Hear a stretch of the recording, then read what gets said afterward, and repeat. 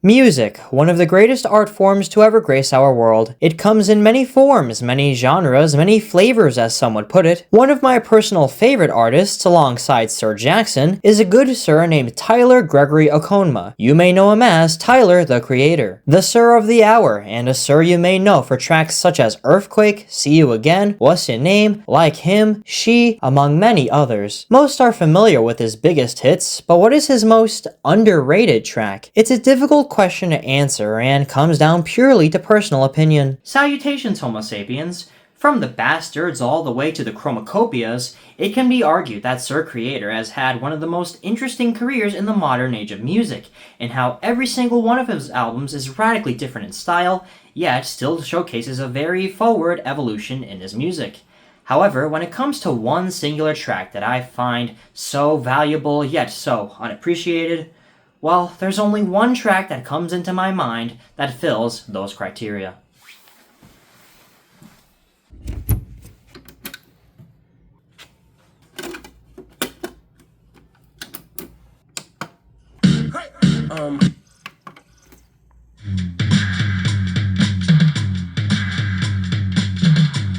Yes, I choose Pilot as the most underrated creation of Sir Creator. But why? Well, let's start with what it is to begin with. Pilot is the third track on his fourth album, Cherry Bomb.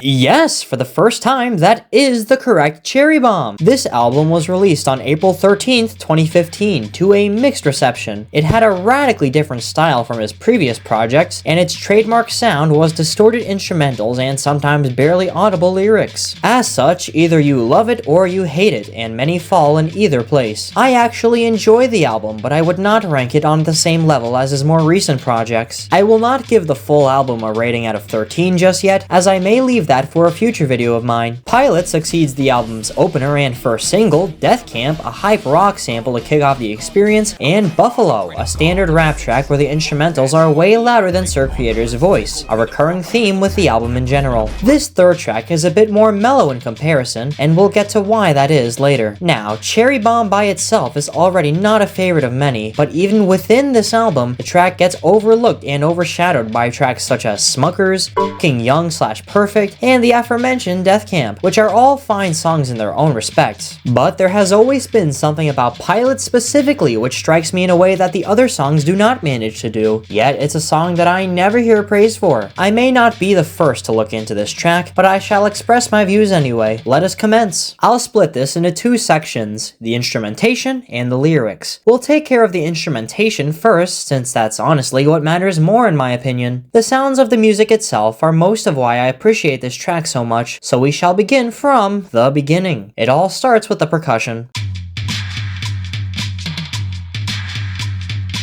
I mean, this by itself is pretty catchy to be honest. It repeats exactly like this throughout the majority of the song, making it hard to mistake. It does break every now and then, but it does represent most of it. After 16 seconds and 8 loops of this beat, the song proper begins, and we have some synths layered onto the beat.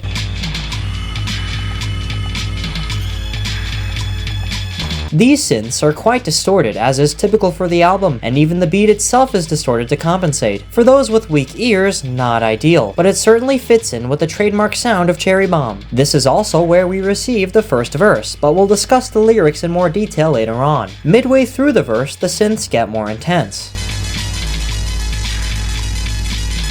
This coincides with the lyrics of the verse simultaneously getting more intense, which I believe the live performance of the song showcases pretty well.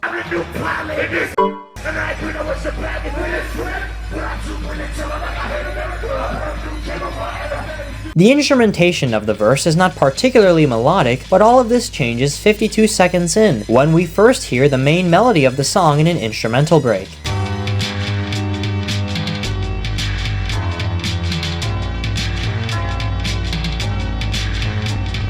This is beautiful. There's no other way for me to say it. The melody here is uplifting, and although the beat itself remains the same, this break is a strong contrast from the heavier synths that we have been listening to beforehand. A jarring change of pace? Perhaps so, but a very, very welcome one. I appreciate this instrumental break so much that I even set it as my personal ringtone, albeit a semitone lower in pitch since, well, I simply vibe with that version a bit more. as good of an example as any. And Sir Kako is calling me again. Decline! So once this first break ends, the song goes back to its original heavy sound, but there is actually a beat change during the second verse. Take a listen. This will actually be important later on, so keep note of this change in percussion. We get a bit more build up on the synths, this time without the break from earlier, and then the song brings us at 2:01 to the bridge.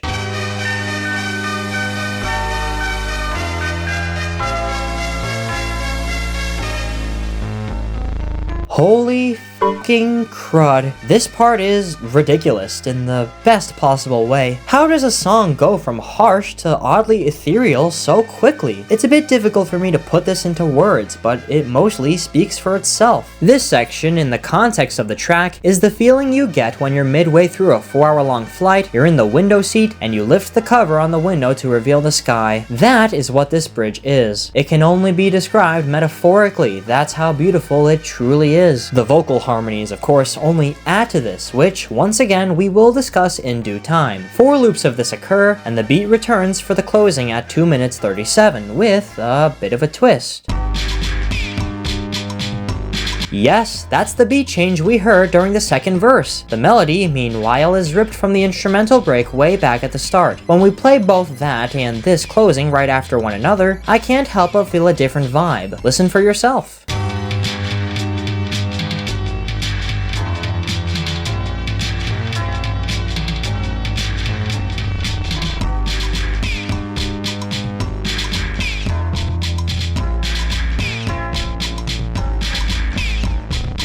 With the former, I feel like it's more of a soft, lighthearted, and catchy ditty, while the latter gives off a more organized, rigorous, triumphant score. I could be reading into it too much, but that's just my gentlemanly instincts coming to play. Of course, what would a song on Cherry Bomb be without a couple more synths to really round out the closing?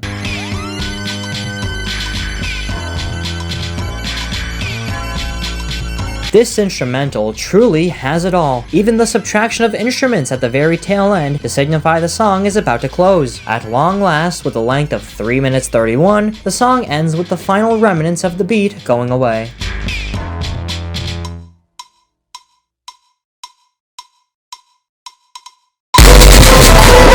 No, cease! That's the next track, stop being impatient! So, I'm not an audiophile by any means, therefore my perception of the song's instrumental is not rooted in any knowledge of music theory, and a truly humble gentleman like myself is not afraid to admit that. I'm merely showcasing my enjoyment for said instrumental, and why I find it so personally captivating. Can you get this experience from other songs by Sir Creator? The answer is yes, absolutely.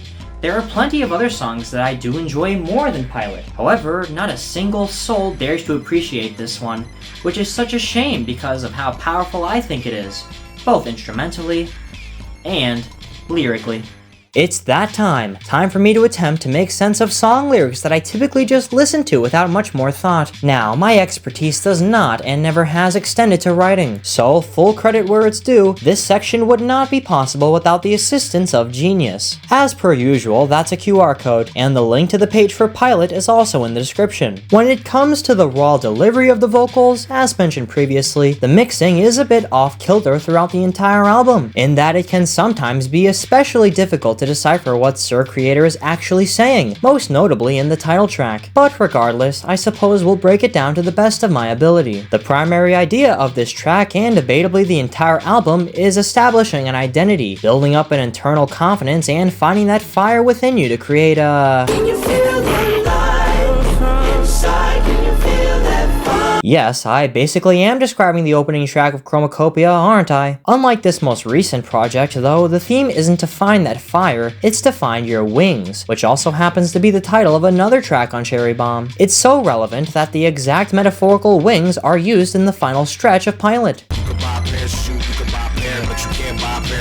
What do the wings mean exactly? In the context of Cherry Bomb, your wings are symbolic of your creativity and your presentation. Look at it like this. For me, having wings is having the ability to make videos such as these, broadcasting all of my opinions that nobody really asked for to the Homo sapiens who decide my thumbnail is attractive enough to click on. I already explained why you do not need to ask in one of my previous videos, but the fact that nobody has inquired would normally mean that I have nothing to say, right? Well, having the wings is like having the guts to speak regardless. It's finding the passion within me and the skill to create the content that I do. All of these aspects represent my wings, and everyone else may have a different set of qualities that constitute the same definition. Cherry Bomb as an album is Sir Creator finding his own wings, with it being right in between his earlier offensive and sometimes relentless material and his current intricate and well-regarded works. Is this portion getting too existential? Let us redirect to the song. The talk of wings and flying is essential to the entire track, hence its title, Pilot, the Homo sapien flying an aircraft. The very first line of the song is about flying, as you would expect. Pretty much all of the lyrics throughout the track refer to flying, with Sir Creator asserting himself as the pilot of the metaphorical aircraft early on.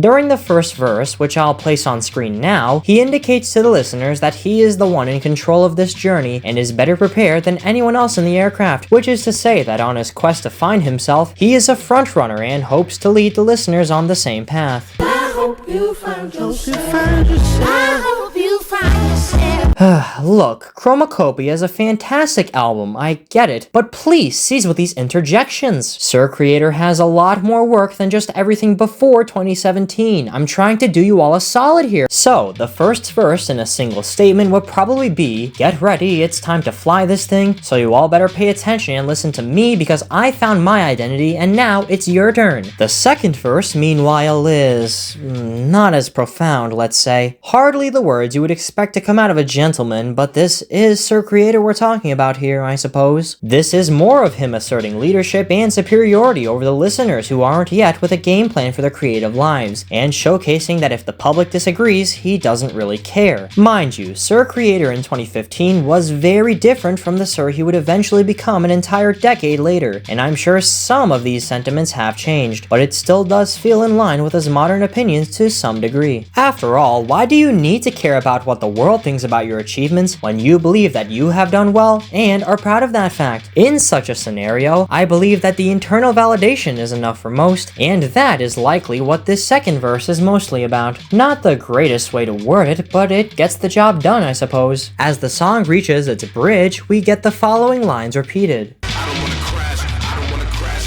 So, in the literal sense, he's referring to crashing the aircraft which he is currently piloting. But metaphorically, the crashing is the loss of inspiration and failure to harness the creativity within. When Sir Creator professes that he doesn't want to crash, it means he doesn't want to lose his creative passion and end up bringing mundane, soulless works to the listeners. He titled himself the Creator because he is creative. Wait, isn't that a...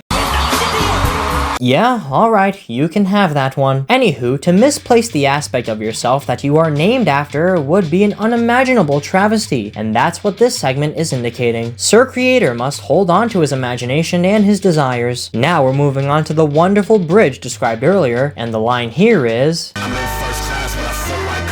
For those not totally in tune, coach refers to the economy class, the seat on a flight that I'm going to assume the majority of us are accustomed to, unfortunately. Money's tight, okay? And first class is, well, first class. Sir Creator is seated in the first class, but it just doesn't feel right. It feels like he's in economy class, which, yeah, this contradicts the earlier notion of him being the pilot, which is brought up again in the title track, for instance.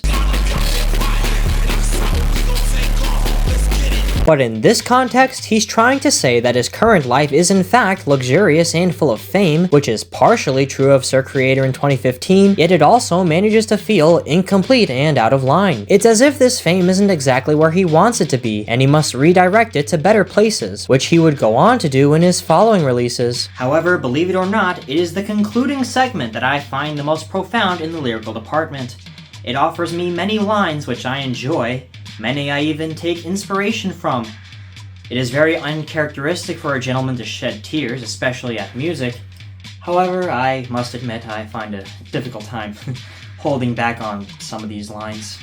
Wimp! Wimp! What do you know about lyrical genius? I'm trying to find a place so I can land that. Sir Creator's fame gets to his head, and he realizes that he's lost the concept of being in a normal home, somewhere to settle in. Yes, being a talented performer is excellent, but it comes with the price of always being out and about, not usually stagnant in one place. Sir Creator wishes for that place in these lines. You can buy a car, you can buy many things. You can buy happiness, but you can't buy wings. Many Homo sapiens will state that money cannot afford happiness, yet Sir Creator challenges that notion and instead labels the wings as priceless. We've already established what those wings refer to, and while money buying happiness is a debatable premise, he is absolutely correct in arguing that personal development cannot be bought, not at all. It's something that comes from deep within ourselves and requires time and effort, not monetary value. There is, indeed, no currency which could be utilized for the purpose of purchasing internal growth. These lines may just be my favorites of the entire track due to how significant their meaning is, especially on a personal level. Crazy how you can have everything in the world, but you went first class, but you feel like coach. We conclude with a repetition of the airplane seats metaphor, which is a very fitting end to the track and its storyline. It is indeed crazy how you may own every material item you've ever yearned for, yet you still feel like your life isn't where it should be. There may always be an intrinsic urge to state that something isn't quite right. Things aren't the same as they are in the idealized world. That's something you may be able to change on your own, or perhaps it's something that has happened and can't be undone. I, once more, would know what that feels like. I don't wanna. There are undoubtedly components of this track, both instrumentally and vocally, that have flown over my head in the plane Sir Creator is controlling here. However, you know what? That's okay. It's okay for me to not have the absolute expert grasp of this track or even the entire album, because I can still appreciate it for what I do know. Pilot is a 12 out of 13 song for me, only one away from perfection since it's not sung by Sir Jackson. If only it wasn't on such an overlooked project, which is all that Cherry Bomb is in 2025. Its placement on this specific album has unfortunately doomed it from garnering the reputation it deserves, and I hope to have assisted in bringing it more recognition. This is not Sir Creator's greatest song, but it is, in the opinion of this gentleman, the most underrated song across his discography. I rest my case there, and as we celebrate the 10th anniversary of the Cherry Bomb album on this very day, let us all do it justice by giving it a re-listen. And hey, who knows? While you do, you might also be able to enjoy yourselves. All of this discussion about Pilot and Cherry Bomb, you know what? Why don't I go ahead and roll the whole album from the beginning? It's the least I can do, considering it's the 10th anniversary of it. Might as well honor it on this very special day. Oh my. I forgot how bombastic the opening track was. And I don't really wanna be rude to you, sir, but fuck you mean I can't wear my hat and her, and you got me fucked up, what you think I curved, nigga? I hope you little niggas is listening. The rough boys is innocent like an infant. The blind niggas used to make fun of my vision, and now I'm paying mortgage and they stuck with tuition. I'm so